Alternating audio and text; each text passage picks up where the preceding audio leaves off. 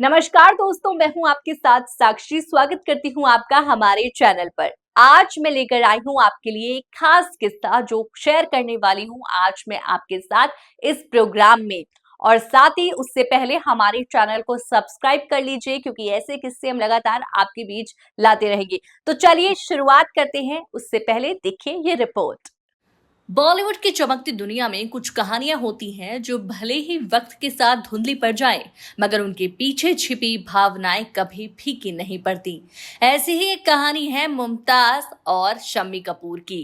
एक अधूरी मोहब्बत जो आज भी लोगों की आंखों में नमी छोड़ जाती है। हाल ही में मशहूर अदाकारा मुमताज ने एक बार फिर शम्मी कपूर के बारे में बात की, लेकिन इस बार उनका लहजा बदला हुआ था और उनके शब्दों में वो दर्द झलक रहा था जो अक्सर अधूरी मोहब्बत छोड़ जाती है। एक इंटरव्यू में मुमताज ने कहा कि अब वो इस विषय पर बोलने से बचना चाहती हैं क्योंकि इससे शम्मी कपूर की पत्नी नीला देवी को ठेस पहुंचती है। मुमताज ने के अनुसार जब उन्होंने पहले अपने और शम्मी कपूर के रिश्ते को लेकर कुछ बातें शेयर की तो नीला देवी को अच्छा नहीं लगा था। उनकी बहन को भी फोन आने लगे जिनमें कहा गया कि मुमताज को अब इस विषय पर चुप रहना चाहिए। मुमताज ने साफ कहा, हर कोई मुझसे वही पुराने सवाल पूछता है, मैं कितनी बार नो कमेंट्स कह सकती हूँ। मेरी बहन ने भी कहा कि तुम इंडस्ट्री के लोगों को चोट पहुंचा रही हो, लेकिन मेरा मकसद किसी को तकलीफ देना नहीं है। वो लोग मेरे लिए परिवार जैसे हैं। ये बयान सिर्फ एक अफेयर की कहानी नहीं है, ये उस दर्द और जिम्मेदारी की कहानी है जो समय और समाज दोनों से टकराती रही है। मुमताज कहती हैं कि उन्हें अपने सच बोलने पर कोई पछतावा नहीं, लेकिन अब ये सब नीरस हो गया है। हर बार लोग उन्हीं दो नामों राजेश खन्ना और शम्मी कपूर के बारे में पूछते हैं। शम्मी की पत्नी को जब ये इंटरव्यू दिखाई देते हैं तो वो कहती हैं, वो मेरे पति के बारे में क्यों बोल रही है। इसी बात को ध्यान में रखते हुए मुमताज ने अब चुप रहने का फैसला किया ताकि किसी की भावनाएं आहत ना हों। शम्मी कपूर की जिंदगी भी आसान नहीं रही थी। उन्होंने 1965 में अपनी पहली पत्नी गीता बाली को खो दिया था। इस गहरे दुख के बाद उनकी मुलाकात मुमताज से हुई। फिल्म ब्रह्मचारी के सेट पर पहली बार नजदीकियां बढ़ी और धीरे धीरे दोनों के बीच एक खास रिश्ता बन गया।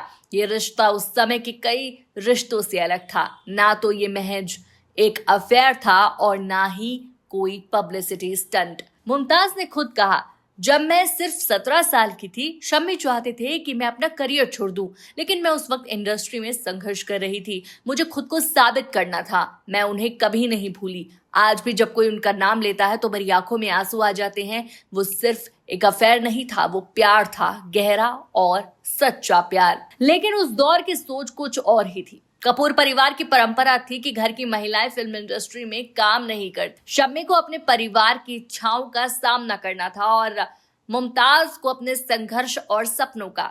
यही सोच परिस्थिति इस रिश्ते को आगे नहीं बढ़ने दे सकी। मुमताज की आंखों में आज भी वो चमक है, लेकिन उसमें एक हल्की सी नमी भी है जो इस अधूरी मोहब्बत की कहानी बयां कर देती है। उन्होंने अपनी जिंदगी में आगे बढ़ना चुना, फिल्मों में काम किया, नाम कमाया, मगर शम्मी कपूर के लिए जो जगह दिल में थी वो कभी नहीं बदली। वहीं दूसरी तरफ शम्मी कपूर ने 1969 में नीला देवी से शादी की। ये रिश्ता निभा, मगर मुमताज का जिक्र जब जब हुआ उनके चेहरे पर भी एक भावुक मुस्कान आ जाती थी। 2011 को शम्मी कपूर के निधन के साथ ये कहानी भी कहीं बंद किताब की तरह रह गई। लेकिन आज जब मुमताज इस मुद्दे पर चुप्पी साधने की बात करती हैं तो उसमें ना कोई गुस्सा है ना कोई पछतावा है, तो सिर्फ सम्मान उस रिश्ते का, उस महिला का जो अब शम्मी की यादों की साथी हैं, और उन दर्शकों का जो आज भी इस मोहब्बत को भूल नहीं पाए। कुछ रिश्ते मुकम्मल नहीं होते, लेकिन उनका असर जिंदगी भर रहता है। मुमताज और शम्मी कपूर की ये कहानी उन्हीं अधूरी मोहब्बतों में से एक है जो वक्त के साथ और गहरी हो जाती रही है। वो कहते हैं ना, कभी कभी मोहब्बत सिर्फ साथ रहने के लिए नहीं होती, बल्कि वक्त पर छोड़ देने भी इजाजत। वो कहते हैं ना, कभी कभी मोहब्बत सिर्फ साथ देने के लिए नहीं होती, बल्कि वक्त पर छोड़ देने में भी इज्जत होती है। हमने चाहा उन्हें पूरी सच्चाई से, मगर कुछ रिश्ते मुकम्मल नहीं होते। दिल आज भी उनका नाम लिए बिना नहीं रहता, क्योंकि वो सिर्फ एक अफेयर नहीं, मोहब्बत थी, बेहद खास। तो कैसी लगी आपको ये रिपोर्ट? हमें कमेंट सेक्शन में जरूर बताइएगा। क्या आज की स्टोरी आपको पसंद आई? तो हमें ये भी जरूर बताइएगा। साथ ही ऐसी ही स्टोरीज और ऐसे ही किस्से के लिए हमारे चैनल को सब्सक्राइब करना ना भूलिएगा। बेल आइकन भी ऑन कर दीजिएगा, जिससे सभी अपडेट टाइम टू टाइम आपके पास पहुंच जाए। और साथ ही अगर आप हमसे फेसबुक से जुड़े हैं तो भी हमारे पेज को फॉलो करना ना भूलिएगा। साथ ही अगर आपको ये किस्सा और ये स्टोरी अच्छी लगी हो तो इसको अपने व्हाट्सएप पर अपने दोस्तों के साथ शेयर जरूर कीजिएगा। धन्यवाद।